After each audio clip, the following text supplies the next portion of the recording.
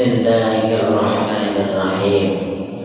Jamaah, berikan salam di Pondok Cibubur. Pulangnya mampir ke Masjid Al-Hidayah.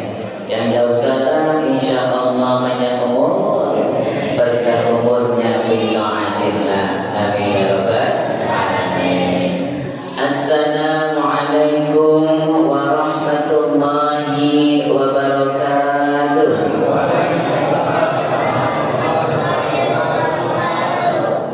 Innal hamdalillah wahdahu la syarika lah, la haula wala quwwata illa billah.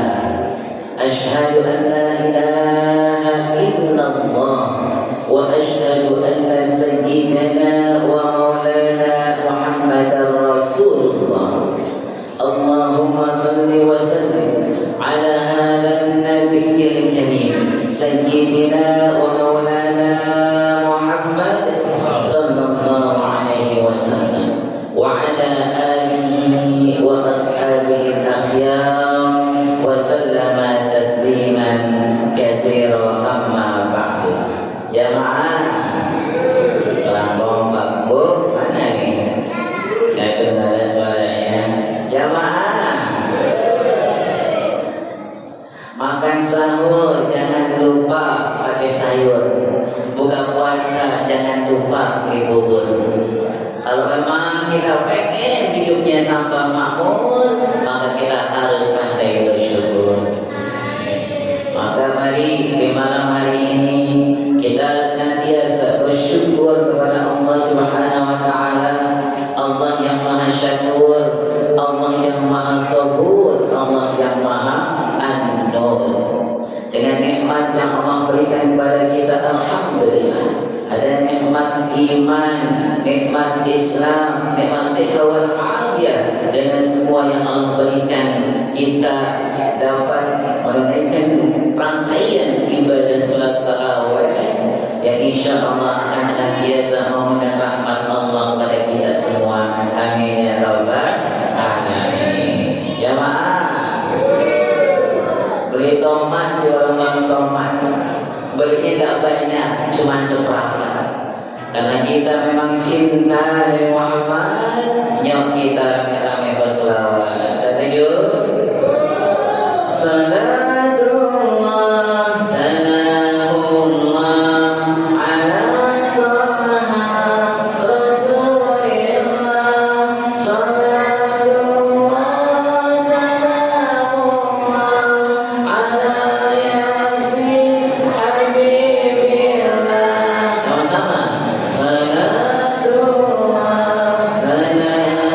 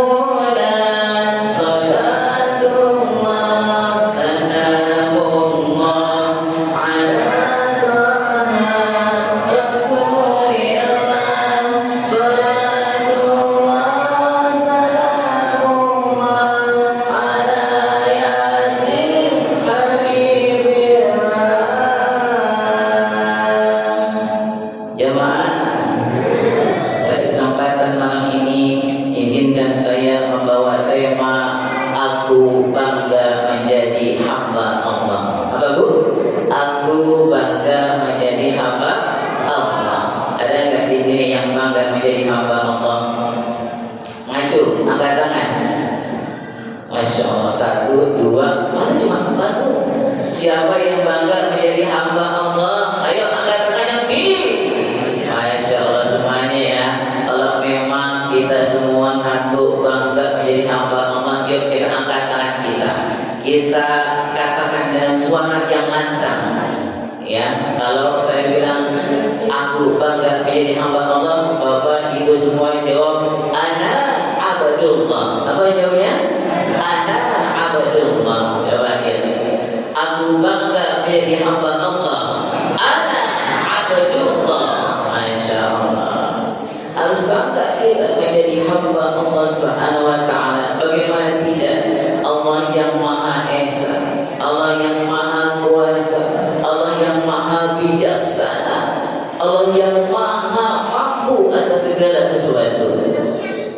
Ma'asyiral muslimin rahimakumullah. Maka kita harus tambahkan dalam hati kita selalu berzikir dengan kalimat-kalimat yang membuat kita bangga kita adalah hamba Allah.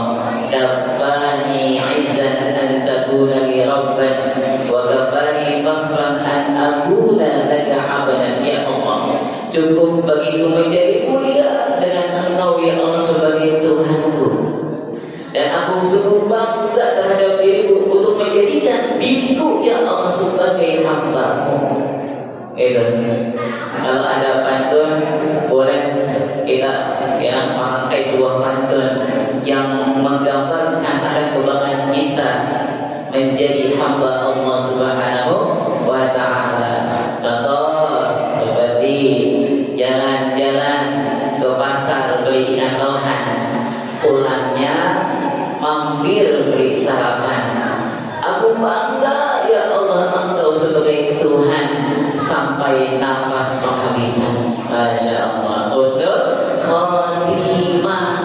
Berarti kita tahukan hati kita kepada Allah agar nanti kita menghadap Allah dalam keadaan husnul khatimah, tetap terpatri, tertanam dalam hati kita kalimat La ilaha illallah. Tidak Tuhan selain Allah. Kalau kalimat La ilaha illallah yang terucap dari lisan kita saat kita menghadap Allah Subhanahu wa Ta'ala, insya Allah biiznillah akan masuk surga.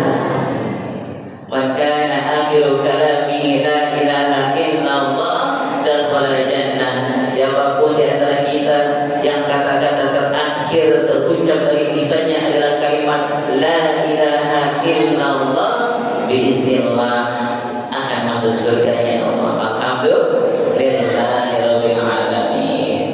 Sebelum kita bahas tentang hikmah, makna ya, serta manfaat yang kita akan dapatkan dari mengatakan aku bangga sebagai hamba Allah, yuk kita telisik dulu arti dari kata abdun. Abdun artinya hamba. Kata abdun merupakan suatu kata sifat yang Allah sematkan kepada makhluk yang Allah ciptakan litakrim wa tasyrif, untuk memuliakan makhluk tersebut. Tatkala Allah menggunakan kata abdun kepada Nabi Muhammad SAW saat memperjalankan beliau dalam peristiwa Isra Mi'raj, menggunakan kata bi'abdihi, menggunakan kata abdun, berarti Allah ingin memuliakan Nabi Muhammad SAW. Maka kata abdun berarti Allah ingin memuliakan kita sebagai makhluknya, yang berarti pula nanti kita akan punya kesempatan untuk mempunyai kedudukan yang tinggi di sisi Allah Subhanahu wa Ta'ala dan menjalankan segala ibadah yang telah Allah tetapkan bagi kita. Dan ibadah kepada Allah adalah tujuan dari eksistensi penciptaan kita manusia, sebagaimana yang Allah katakan dalam Al-Quran, wa ma khalaqul jinna wal insa illa liya'budun. Tidaklah aku ciptakan jin dan manusia melainkan hanya untuk beribadah kepada Allah Subhanahu wa Ta'ala. Di antara makna kata abdul ini adalah al-istisna. Al-istisna berarti kita berpasrah diri, menyerahkan diri kita kepada Allah Subhanahu wa Ta'ala. Karena kita sadar betul bahwa kita adalah milik Allah. Allah yang meminta kita, mau diapain ya kita, terserah Allah. Mau diperintahkan untuk sholat, siap laksanakan. Diperintahkan berpuasa, siap berpuasa. Diperintahkan untuk berbakti kepada orang tua, siap berbakti kepada orang tua. Kepada anak-anak kalau punya mainan dan punya mobil-mobilan di rumah. Jangan. Ya, mau diapain juga itu mobil-mobilan kan terserah ya. punya kita, gitu kan? Sama juga, ya. Kalau kita sadar betul bahwa kita adalah milik Allah, maka kita akan memasrahkan diri kita kepada Allah dengan totalitas memasrahkan diri kepada Allah Subhanahu wa taala. Makna yang kedua adalah al-khudu' wal inqiyad. Artinya kita taat patuh betul kepada Allah Subhanahu wa taala, bertakwa kepada Allah. Apa arti takwa? Ayyaj'al al-'abdu baina ma yakhafuhu min 'adzabihi ya wa sukhtihi wa ghadabihi wiqayatan taqiru minhu. Arti takwa adalah seorang hamba harus membuat sebuah benteng yang akan melindungi dia dari apa yang dia takuti, yaitu apa? Azab Allah, murka Allah, sukhtullah Allah SWT. Benteng yang akan bisa melindungi kita dari itu semua. Apa itu? Yaitu ta'atullah, taat kepada Allah, wajtinabu nawahihi, dan menghindari segala hal yang Allah larang. Kalau semua ini sudah kita selami, kalau semua ini sudah kita mengerti, lalu kita praktikkan dalam kehidupan sehari-hari, kita tahu kita adalah abdul, maka kita harus berserah diri kepada Allah, kita harus taat tunduk kepada Allah. Kemudian yang ketiga adalah makna dari abdul adalah at-tadzallul, yaitu bentuk penghinaan diri, merendahkan diri kita di hadapan Allah SWT. Kalau ketiga makna ini sudah menyatu dalam diri kita, maka kita punya kesempatan pertama untuk mendapatkan kehidupan yang tinggi di sisi Allah Subhanahu wa taala. Dalam beribadah kepada Allah, semakin tinggi ibadah kita, semakin bagus ibadah kita, semakin tinggi pula kita. Semakin tinggi pula kedudukan kita di sisi Allah Subhanahu wa taala. Maka mari usiku wa iyyakum, kita sering menasihati untuk memperbaiki ibadah kita, karena sesungguhnya ya semua yang Allah ciptakan pada kehidupan, kematian, tidak lain adalah untuk memuji kita semua. Liyabluwakum ayyukum ahsanu amala, untuk memuji kita semua, siapa di antara kita yang paling baik amal ibadahnya. Ma'asyiral muslimin rahimakumullah. Kemudian kesempatan yang kedua adalah kesempatan untuk terbebas dari dosa yang tidak akan pernah diampuni oleh Allah Subhanahu wa taala, yaitu dosa syirik. Dosa syirik. Kalau kita benar-benar menyelami makna kata abdul, maka kita akan selalu menambahkan hati kita kepada Allah, menyembah Allah, mengusahakan seluruh jiwa dan percaya kita untuk hanya beribadah kepada Allah Subhanahu wa taala. Nabi Muhammad SAW berkata, ayuhan nas, wahai manusia, ma uhibbu an tadfa'uni fawqa manzilati. Aku tak suka, aku tak pengen engkau mengangkat aku, meninggikan aku di atas kedudukanku sebagai seorang hamba. Innama ana abdun, aku adalah seorang hamba, kata Nabi Muhammad. Dalam kesempatan yang lain beliau mengatakan, la tatruni kama aghadun nasara al-masih ibn Maryam. Wahai manusia, sahabat-sahabatku, umat-umatku, jangan sampai kalian memuji aku sebagaimana yang dilakukan oleh kaum Nasrani ketika mereka memuji Nabi yaitu Isa ibn Maryam dan menjadikan dia sebagai Tuhan. Dan Muhammad menegaskan sekali lagi, kalau engkau ingin memanggil aku, maka panggil aku faqulu abdullah wa rasuluh. Aku adalah hamba Allah dan Rasul utusan Allah Subhanahu wa taala.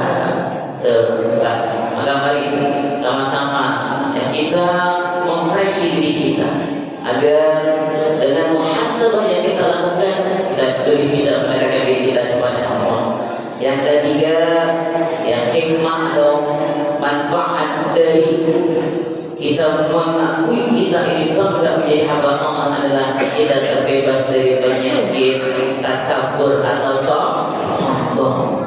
Karena kita merasa rendah di hadapan Allah SWT, kita kecil di hadapan Allah.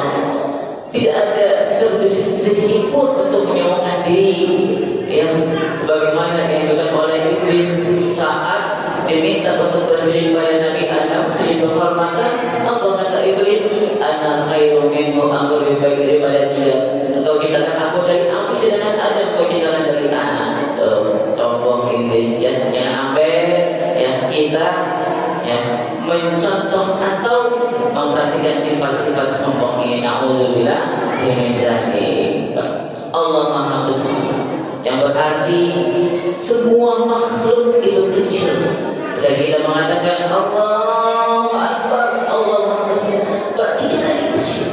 Tidak ada kekuatan yang kita miliki, melainkan hanya dari Allah Subhanahu wa Ta'ala.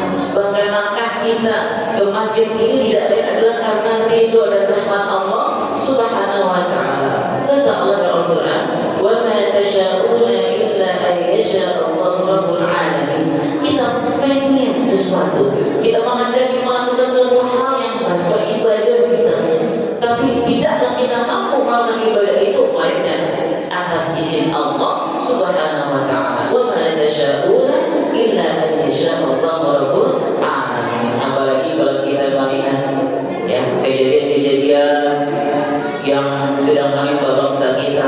Beberapa bulan lalu ada banjir bandang di Sumatera, di Aceh, bahkan ya beberapa saat lalu ada yang namanya tanah bergeser di daerah Padasari, Tegal, Jawa Tengah, yang bangunannya megah, mewah, menjulang tinggi, bertingkat. Tatkala tanah itu bergeser, hancur itu bangunan. Mobil mewah hanyut di bawah air. Jangankan pohon, rumah aja hanyut. Ya Pak.